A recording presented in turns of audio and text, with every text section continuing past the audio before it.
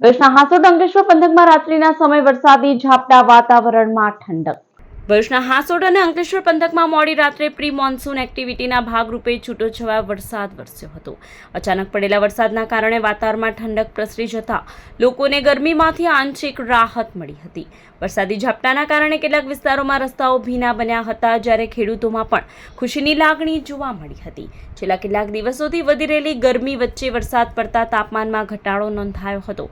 હવામાન વિભાગ દ્વારા આગામી 3 દિવસ દરમિયાન ભરૂચ સહિત દક્ષિણ ગુજરાતના વિવિધ વિસ્તારોમાં હળવાથી મધ્યમ વરસાદની આગાહી કરવામાં આવી છે।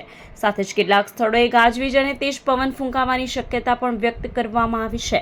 હવામાન વિભાગની આગાહીના પગલે તંત્રને સાવચેત રહેવા તેમજ નાગરિકોને વરસાદી માહોલ દરમિયાન જરૂરી તકેદારી રાખવા સૂચના આપવામાં આવી છે।